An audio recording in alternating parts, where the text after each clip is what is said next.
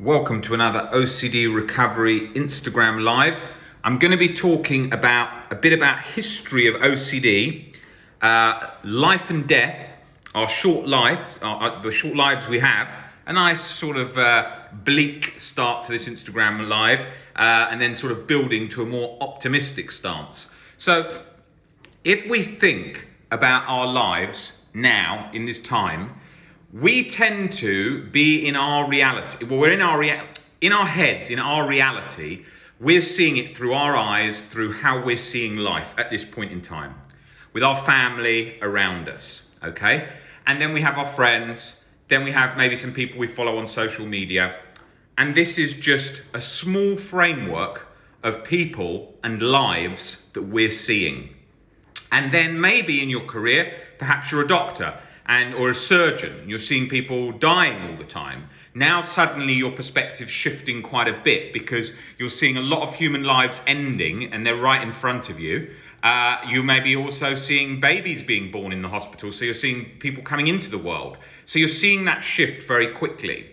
Now, when I used to work years and years ago in a restaurant, I thought, there's people having dinner, you see lots of different people coming in, but it didn't have an insight into life and sort of reality compared to what I do now. With what I do now, I'm seeing over the last decade or so, thousands and thousands of people all suffering in different ways and their families all around them trying to help from all over the world. So you're seeing all different lives with all kinds of different complications and difficulties and overcoming those in all different cultures, backgrounds, life stories, every day, multiple times a day. And so it gives you a perspective of life that you see life as very short, with lots of obstacles and different things, and then it's the next human born, and then the same, and the next human born, then the same, and the next human born, then the same. And we are just a flicker in time, a flicker, just so minute, our existence. And then the next human, the next human. Every human that comes in thinks, this is my life, this is how the world is shaped through my eyes, this is reality. But that's because they're not seeing all the other humans that were before them and all the other humans in the future. Now, first of all, I wanted to draw upon that to give a bit of an insight, because it's hard to see that. Our brain doesn't register that. Even if you say to someone, there was, people living for all this time before you today, and they had all these different lives, people just think, that's the past. But it's very hard to comprehend time. It's very hard to comprehend those scales, hence why people find it very hard to comprehend how big the universe could be, and you need to see sort of sizes of planets getting bigger and bigger so you can see the scale of things. And it's still, the brain, to fathom that is very, very difficult, and especially when it comes to time. So when we're looking at a situation of time and all the people, you need to just go back in sort of periods of 50 to 100 years and think of all the things that happened in that period. I mean, even if you just look since right back sort of 20 years ago with the internet, and you think, well, did you think that it was going to get to this scale? People just thought it was some kind of fad that people wouldn't be into. And then it completely transformed our world, our reality, how we see things. And then if you go back further, you're looking at, you would see, if you went back just 100 years, like the videos that were in Instagram stories yesterday, you would see people looking so far into the past because of how far we've moved from that time. Now you go back hundreds and hundreds and hundreds of years, you're getting into a position where it's a whole different, obviously, reality. So different their life. Now, with that, if you then sort of zoom out and you look at all the time humans existed before that, and then you think of OCD, it's been around and it's affected millions of lives. They had zero help. Zero. Because any help would have done zero, done nothing. And you've got to think, let's go back into a time for us. So let's say you went back 1,000 years. What chance have you got of recovering from OCD? If you had followed the likes of Marcus Aurelius, Epictetus, Greek and Roman philosophy from thousands of years ago, if you'd followed that, you may have some insight into it, but why would you even be looking at that? And why would you even consider how that relates to your problem?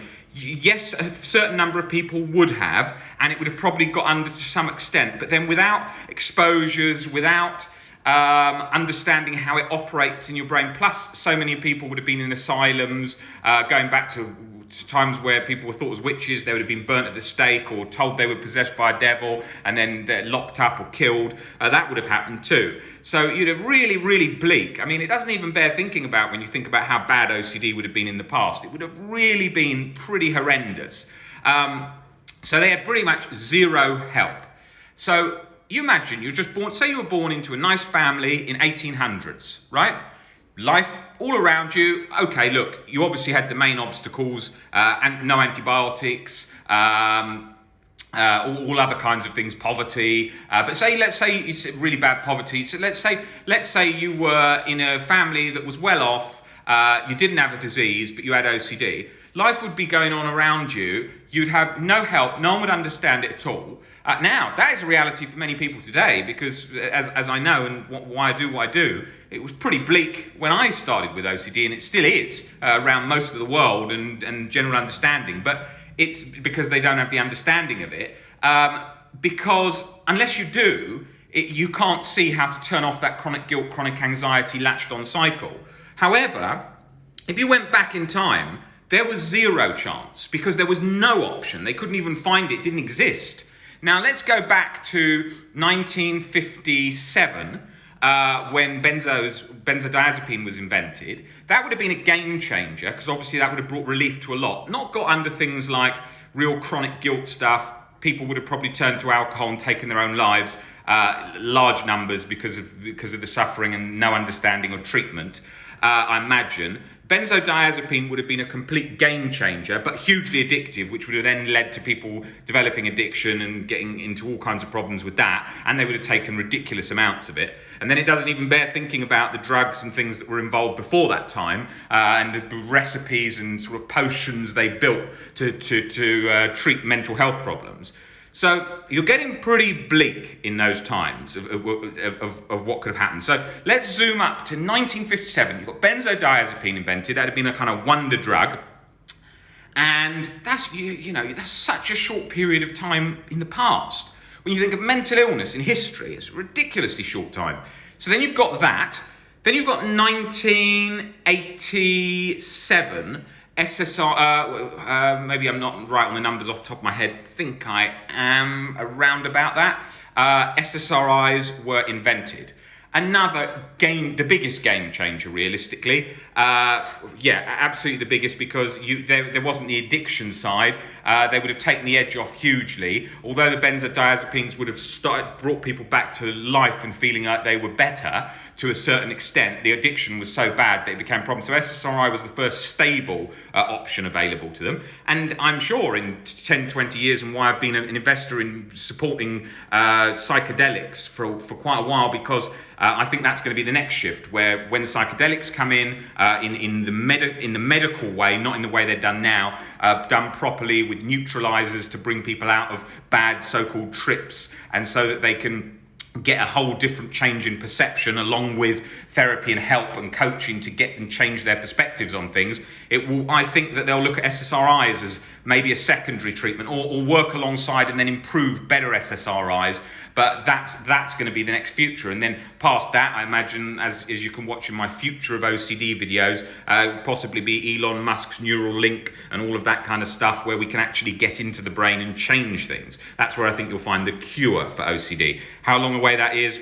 Maybe you don't know. 5 to 10, 20, maybe plus years. Who knows? I'd like to think it's in the next 10 to 15 years. And I think that will be the game changer for most neurological illnesses. Once we can get into the brain and build this sort of interface, so we can change how neurological conditions are working through the brain. So that would be the next thing. Now, then in relation to so now you're looking at this time frame. Okay, so we're extremely lucky to be up at the current day, past doesn't even bear thinking about would have been a real disaster. Anxiety is obviously more prominent today because of the way we live and so on. So lucky we've got a lot of the treatments that we have today in this era. But I mean, it would have been pretty bad around times of wars and times of real hardship, although they would have had different perspectives possibly on that because they've been living that and seeing that more as opposed to today where we want this sort of perfectionist, safe life. So that would have been different. So if you look at these time frames through life, and sort of perception of life and death, perception of and treatment, bringing us up to the current day, where are we now? Today, we're in a position where we have social media. Like the reason I didn't start out by writing a book, I started out by using social media because I knew it was the way, with a network effect, I'd be able to reach the most number of people to change OCD in the quickest time possible. So the aim was from the beginning, was how I could change OCD the most on a sort of world level in the quickest time by just changing awareness of changing people's perspectives on OCD and delivering that as quick as possible, because I could see that that was what it was. I knew that obviously words are like the surgery of the brain when it comes to mental health. So they had to be put out to create that change.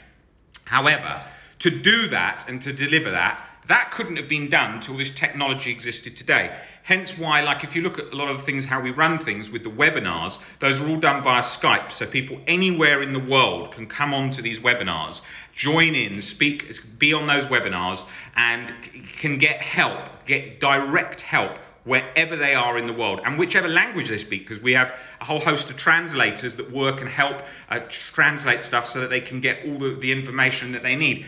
That wouldn't have been possible until the last few years where social media got to this point. Even this Instagram Live I'm doing now, this wouldn't have been done like that. It wouldn't have been interactive like that. So then you imagine every change that's happening with social media, which is happening with the internet, which is happening with everything, is drastically changing OCD. We're in this incredibly lucky pocket of time that they did not have in the past. 1800, 1700, 1600, it would have been so hard. It would have been like the beginning of when I had OCD and it was chronically latched and it was very hard each day. I mean, it was one of the hardest experiences of my life, and I've had some pretty hard experiences. That was one of the hardest experiences of my life. And then you think, no help, nobody understanding it, and never ever meeting a person in your life that ever says to you, I have OCD, or that's a thing called OCD, and it makes you think this. They would have not had a clue what was going on, and they would have felt completely alone, completely isolated.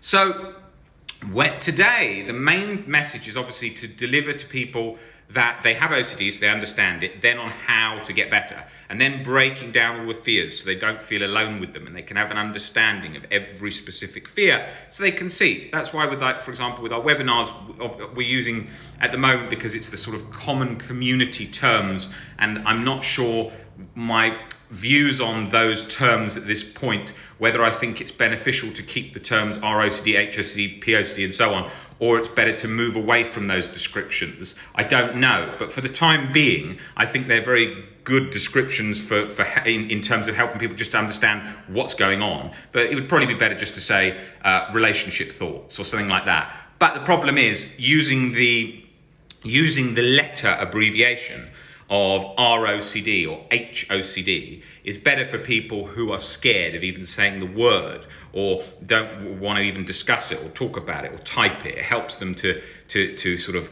come out about their disorder without people feeling too scared, latched, and impossible to break through that barrier, because that's really important.